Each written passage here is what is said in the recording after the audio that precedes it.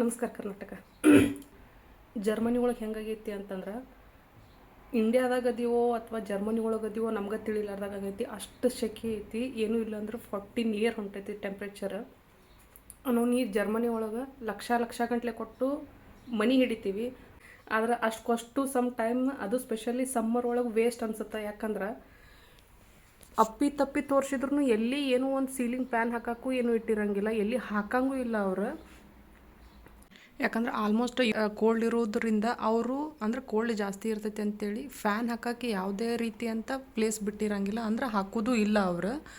ಈಗ ಸಮ್ಮರ್ ಒಳಗೆ ಅವ್ರಿಗೆ ಎಕ್ಸ್ಪ್ಲೇನ್ ಮಾಡೋಕ್ಕಾಗತ್ತಿಲ್ಲ, ಅಷ್ಟು ಬಿಸಿಲಾಗೈತಿ. ಸ್ಪೆಷಲಿ ಇದೇ ವರ್ಷ ಒಳಗನ ಜಾಸ್ತಿ ಬಿಸಿಲಾಗೈತೆ ಅಂತ. ಮನೆ ಒಳಗೆ 2 ಟೇಬಲ್ ಫ್ಯಾನ್ ಅದಾವೆ, ಬಟ್ ಆದರೂ ಯೂಸ್ ಆಗಾಕತ್ತಿಲ್ಲ. ಆಲ್ಮೋಸ್ಟ್ ಸೈರನ್ ಸ್ಟಾರ್ಟ್ ಮಾಡ್ಯಾರ, ಅಂದ್ರೆ ಹೊರಗಡೆ ಜಾಸ್ತಿ ಹೋಗಕ್ಕೆ ಹೋಗ್ಬೇಡ್ರಿ, ಬಿಸಿಲು ಜಾಸ್ತಿ ಐತಿ, ಸೇಫ್ಟಿ ಆಗಿರ್ರಿ ಅಂಥೇಳಿ. ಹೊರಗಡೆ ಹೋಗೋದು ಬೇಡ, ಮನೆಗೆ ಒಳಗೆ ಇದ್ದುಕೊಂಡ ಈ ಹನಿ ಬರಾಕತ್ತೈತಿ. ಹೊರಗೆ ಹೋಗಲಿಲ್ಲ ಅಂದ್ರೂ ಪರವಾಗಿಲ್ಲ, ಬಟ್ ಅಡುಗೆ ಮನೆ ಒಳಗೆ ನಿಂತೀವಿ ಅಂದ್ರೆ, ಕಿಚನ್ ಒಳಗೆ ನಿಂತೀವಿ ಅಂತಂದ್ರು ಅದನ್ನು ಎಕ್ಸ್ಪ್ಲೇನ್ ಮಾಡೋಕ್ಕಾಗಂಗಿಲ್ಲ, ಅಷ್ಟು ಸೆಕೆ ಆಗಕತ್ತೈತಿ. ಅಂದ್ರೆ ನಾನು ನನ್ನ ಕೊಲ್ಲಿಗಳಿಗೆಲ್ಲ ಕೇಳಿದಾಗ ಹೇಳಿದ್ರು, ಆಲ್ಮೋಸ್ಟ್ ಇದ್ದ ವರ್ಷನೇ ಜಾಸ್ತಿ ಟೆಂಪ್ರೇಚರ್ ಆಗೈತಿ, ಇಷ್ಟೊಂದು ಟೆಂಪ್ರೇಚರ್ ಇರಂಗಿಲ್ಲ ಅಂಥೇಳಿ. ಆದರೆ ಈಗ ನಾವು ಬಂದಿರೋದೆಲ್ಲ ಹೊಸ ಮನೆ ಒಳಗೂ ಸುದಾ ಅಂದ್ರೆ ನಮ್ದು ಸೆಕೆಂಡ್ ಫ್ಲೋರ್ ಐತಿ. ಸೆಕೆಂಡ್ ಫ್ಲೋರ್ ಇದ್ದರೂ ಅಪ್ಪಿ ತಪ್ಪಿನೂ ಒಂದು ಎಲಿನೂ ಬೀಸಂಗಿಲ್ಲ, ಅಂದ್ರೆ ಒಂದು ಸ್ವಲ್ಪನೂ ಗಾಳಿ ಬರಾಕತ್ತಿಲ್ಲ.